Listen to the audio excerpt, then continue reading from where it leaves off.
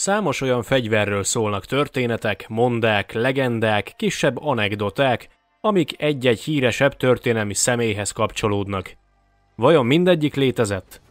Nos, ebben a videóban most megismerhetitek azokat a legendás fegyvereket a történelemből, amik tényleg léteztek. Tartsatok velem!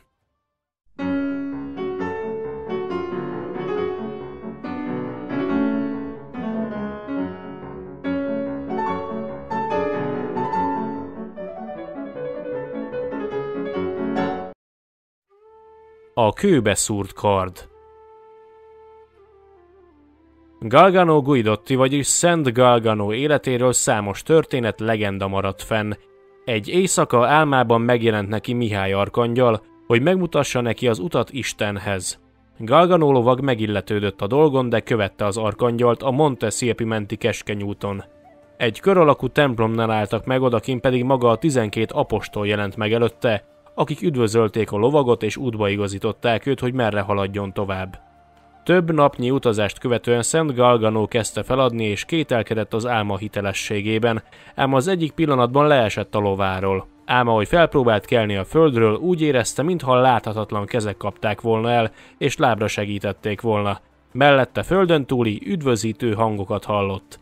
Megmászta a Monte Siepi hegyet, és a legtetején meglátta Istent, Szűz Máriát és a 12 apostolt. Ahogy felért oda, a látomása köddé vált, csak egymaga volt odafenn, mégis hangot hallott, ami arra utasította, hogy tagadjon meg magától minden földi jót. Galgano azt válaszolta, hogy bármikor követem parancsaid, de bár oly könnyű lenne, mint követ ketté hasítani egy karddal. Szent Galgano a hegy tetejét soha nem hagyta el. Róla nevezték el az odaépült templomot, ami őrzi a lovak kardját. De nem akárhogy. Ugyanis a Galganónak tulajdonított kardot a birtokosa egykor teljes erőből belevágta egy kőbe, ami ahelyett, hogy ketté tört volna, vagy egyáltalán maga a kard eltört volna, a penge áthatolt a kövön, mint kés a vajon. Ez a 12. századi keresztvasas kard azóta ott van, kőbe szúrva. Szent Péter kardja. Jézus apostolának, Péternek bizony volt egy fegyvere, egy kard, amit még a Bibliában is megemlítenek. Jézus és tanítványai a Getsemáni kertben tartózkodtak, mikor a főpapok vezetésével katonák készültek letartóztatni Isten fiát. Péter, a kőszikla, kardot rántott az egyik főpapra, akinek levágta vele a jobb fülét. Krisztus egyik csodatétele is ehhez az eseményhez kapcsolódik, amikor is visszahelyezi a fület a sebbhez, ami újra összefort, mintha a fül levágása soha nem történt volna meg. Szent Péter kardját a Poznani Főegyházmegyei Múzeumban őrzik. William Wallace kardja. William Wallace egy skót lovag volt a 12. században, aki oroszlánrészt vállalt a skót függetlenségi háborúban, hogy megvédje népét az angol megszállással szemben.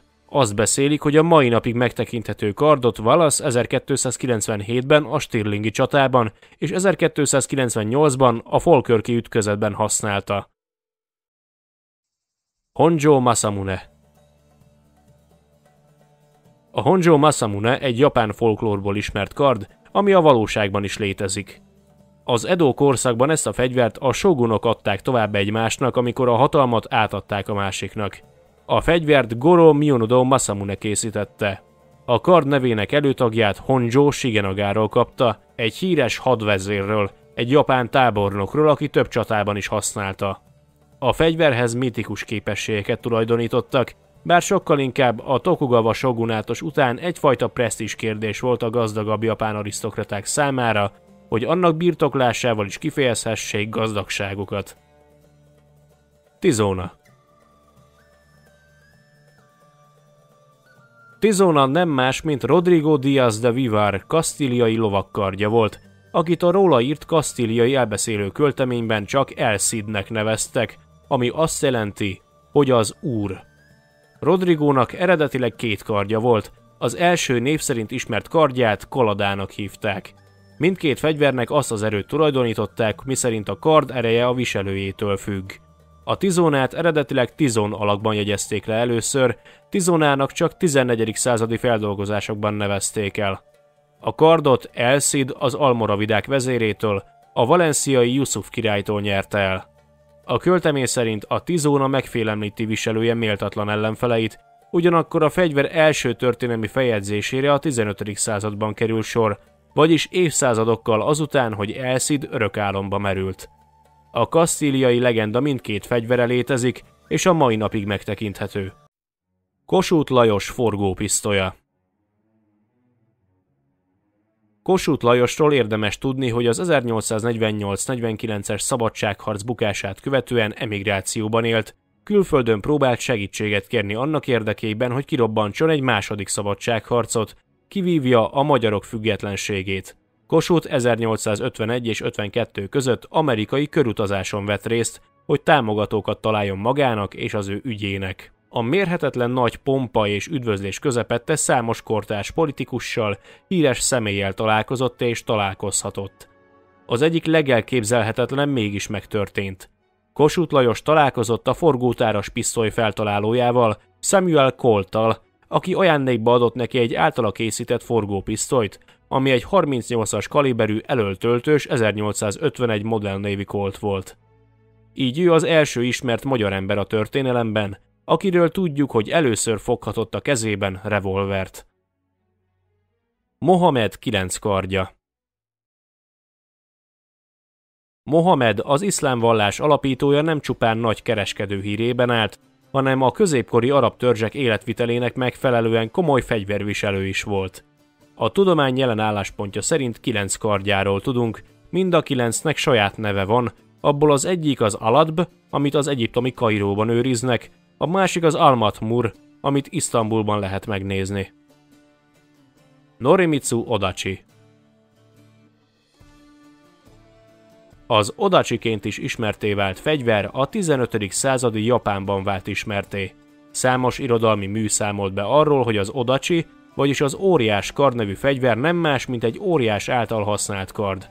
Ezt még el is hinnénk, hiszen a fegyver valami elképesztően nagy és a feudális Japánra jellemző katonákhoz képest még így is messze túllépi az általános szabvány paramétereit. Ezt a fegyvertípust gyakran nodachinak nevezik, ami mezei kardot jelent. Az odacsik akár 3 méter hosszúak is lehettek, súlyuk elérhette a 15 kg-ot, aki viszont az odacsit hatékonyan tudta használni, ő profi kardforgatónak számított. Gojian kardja. Ezt a fegyvert közel 2500 évig nem használták. A Kína területén egykor működött Yu királyság uralkodója Gojian forgathatta a kezében. A kardot 1965-ben fedezték fel egy ásatás alkalmával, a felfedezői azon voltak meglepődve, hogy a penge legalább olyan tiszta és éles volt már akkor, hogy eleinte azt hitték, hogy egyszerű hamisítvány. A fegyver különben egy részkard. Attila kardja. Attila, a hun fejedelem kardja a fennmaradt mondák szerint Istentől származik, amit nagyobb csatáiban használhatott, és a viselőjét felruházza a győzelem minden esélyével. A kardot a mai napig Bécsben őrzik.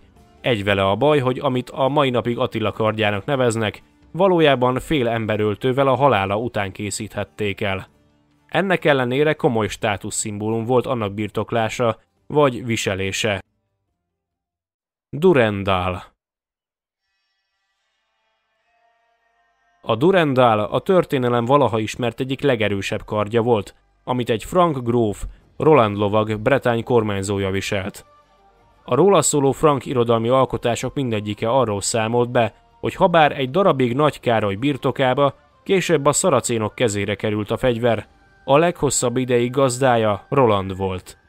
A Durendal az egyetlen olyan ismert kard, amit a kortársak akkoriban elpusztíthatatlannak tartottak, és egy csapással ketté tudták hasítani a követ vele. Egyes anekdoták szerint a fegyverbe belekovácsolták Szent Péter egyik fogát, Szent Dénes haját, Szűz Mária ruhájának egy darabját és Szent Balázs vérét. Nos, ennyi lett volna ez a kis videó. Ha tetszett, akkor kérlek lájkold, és ha még nem tetted, iratkozzál fel a csatornára, kövessél Facebookon, Instagramon, TikTokon, és ha szeretnél támogatni, akkor azt a YouTube csatorna tagsági felületén, illetve Patreonon is megtehetitek. Legközelebb pedig találkozunk. Sziasztok!